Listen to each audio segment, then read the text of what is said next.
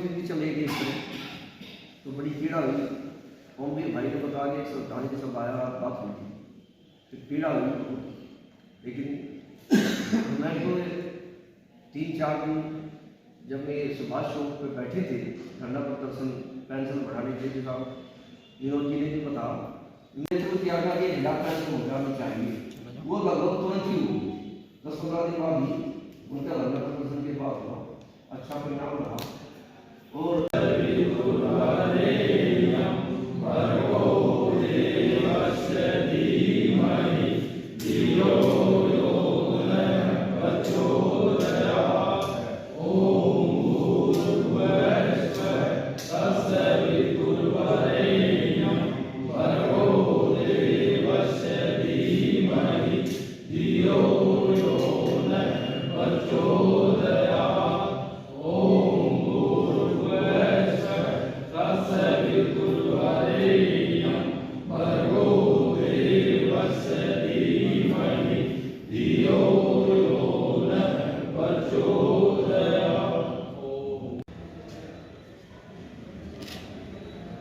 एक बार खड़े हो जाओ अब्दुल जी।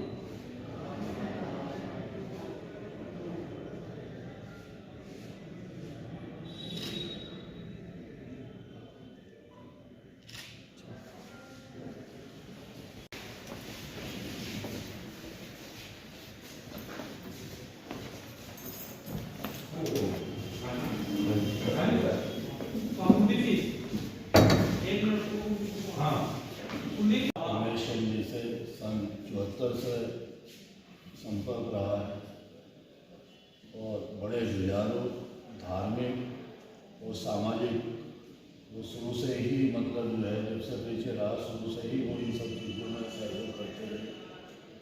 साथ ही जो एक लंबे समय से वो समाज सेवा कर रहे थे वो एक स्वागत योग्य उन्होंने बहुत शामली शहर और आसपास के लिए बड़े अच्छे काम किए और अंत में यही ईश्वर से प्रार्थना है कि उनको अपने श्री चरणों में स्थान प्रदान करे। और हमारे सबके प्रिय आदरणीय रमेश विश्वकर्मा जी का आकस्मिक निधन हुआ और जो उनकी शख्सियत थी वो वैसे तो वो कांग्रेस पार्टी के लिए लंबे समय तक काम करते रहे, कांग्रेस के विभिन्न पदों पर भी रहे और कांग्रेस के प्रति उनका एक समर्पण का भाव भी था।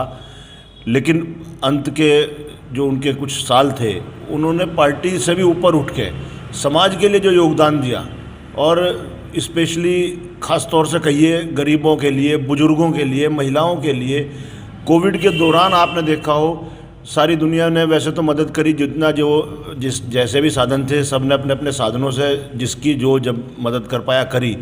लेकिन उनका एक विशेष रुझान था, एक तो होता है कि हम लोग अपने साधनों से मदद करें, दूसरा एक बात होती है कि दूसरे को प्रोत्साहित करना कि भाई क्यों ना ऐसा भी किया जाए।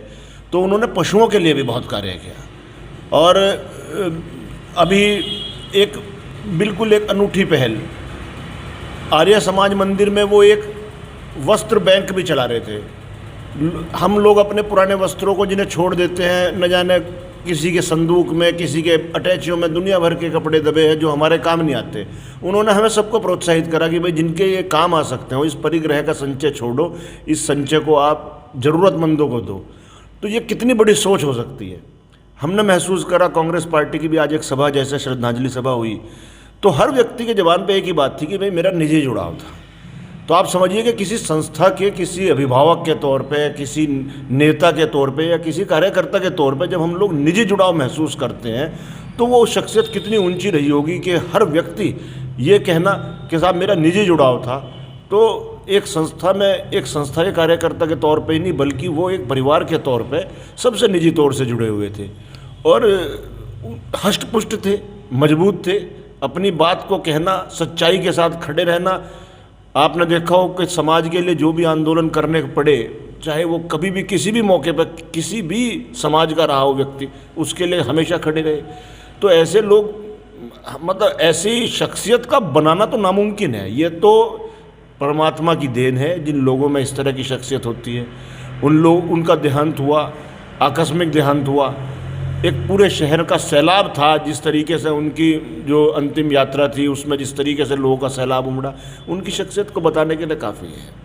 और मतलब हमारा तो उनके बस चरणों में नमन ही है, हो सकता है, और इससे ज़्यादा कुछ कह भी नहीं सकते आज की तारीख में। रमेश जी से नहीं रहा, इस सदन में देखा है या फिर वहाँ धरना प्रदर्शन में देखा है, लेकिन उनके व्यक्तित्व को, उनके काम करने के तरीके को देखकर बहुत ही, उनके जाने से बहुत ही मिला।